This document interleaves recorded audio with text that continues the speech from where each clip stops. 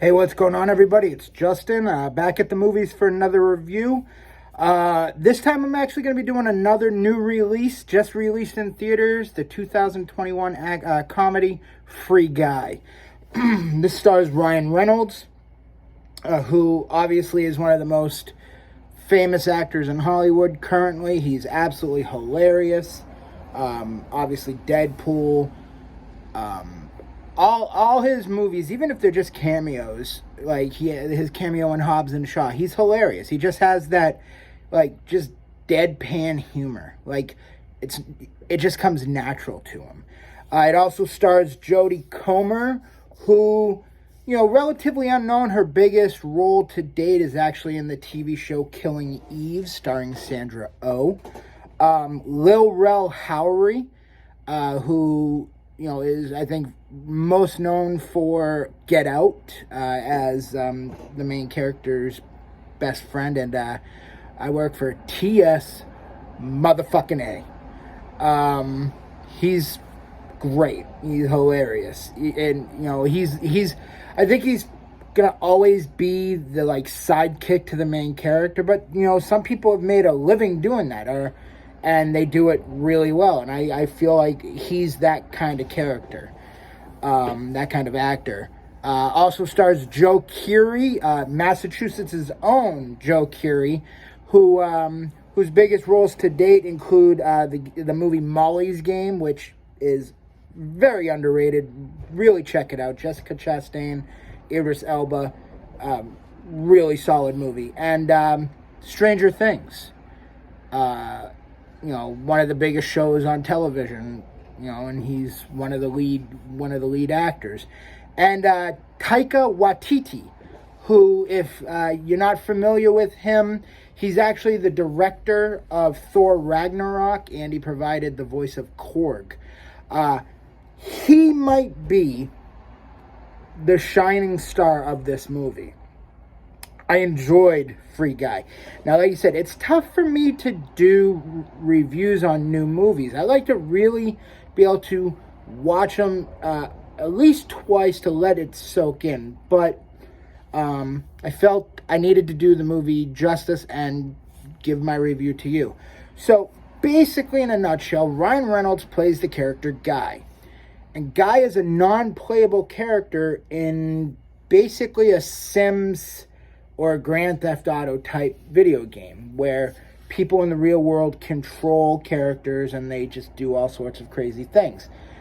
However, the two that have created, the two that really created the universe, made it so there's artificial intelligence in the game that was actually stolen by Taika Waititi's character, and he became rich and famous because of it.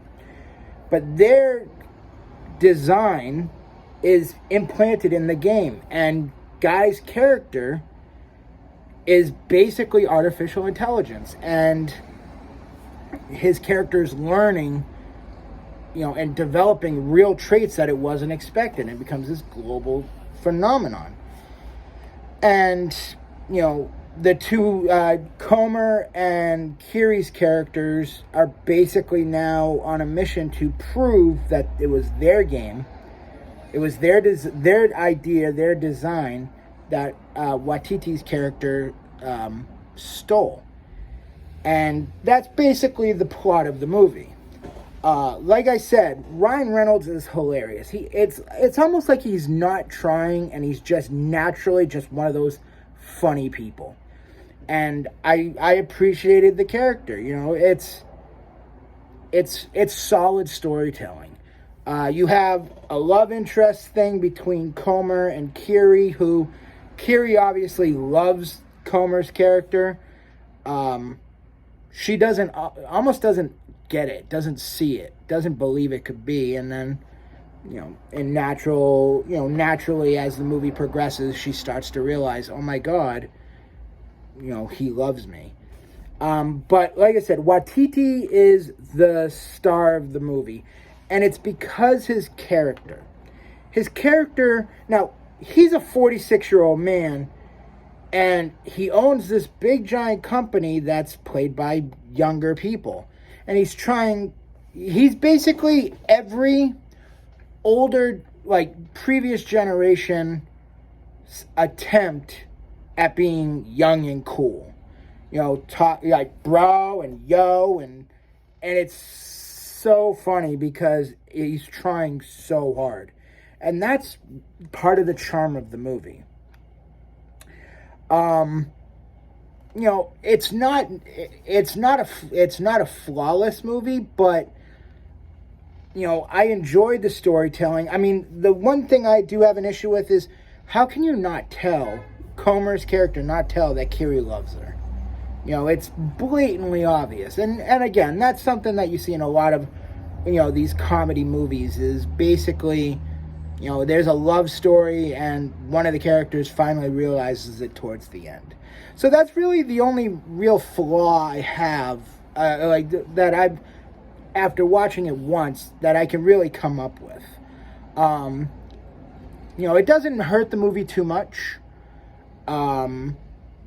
I love the cameos in this movie. The cameos in this movie are hilarious. Some of them are tough to see. It's blink or you'll miss it. Channing Tatum is, you know, it's a little bit more than a cameo, but it's still very, very small. It's hilarious. Chris Evans, his cameo involves the use of Captain America's shield, and he just pops up and it's what the shit, and that's it. Hilarious. Hugh Jackman, Dwayne "The Rock" Johnson, John Krasinski, they all have cameos in it that are all tough to see, but they all are really, really funny. You know, they're blank or you miss it, but once you see them, you'll get a chuckle because of who the cameos are by. Like I said, I enjoyed Free Guy very much. My one flaw is kind of a stereotypical, you know, flaw with a lot of these comedy movies. So it doesn't hurt it too much. The cameos kind of make up for it. It's a nice, you know, progression of the storytelling. The CGI is fantastic. The storyline is solid. Because it's only one time that I've watched it, I really haven't let it, it hasn't sunk in. It won't sink in until I see it at least one or two more times, you know, down the road. I can't go super high, but I'm going to give it a very respectable 7.8. Could that change with multiple views if I see more flaws? Yes. Could go up, could go down, don't really know. But for now, Free Guy, 2021, 7.8. It's really solid. If you get a chance, go check it out in theaters. You know, stay safe, wear a mask. I don't think it's going to be on a streaming service anytime soon. So, you know, I love going to the movies myself. You know, obviously since I've become a father, it doesn't happen as much, but I try to go when I can. I'm glad I went and saw this in theaters. You should check it out as well. Free Guy, 7.8. That's my review. If you like this video, please hit the like button. If you haven't, hit subscribe as well. I would appreciate it. And I'll see you guys next time at the movies. Take care.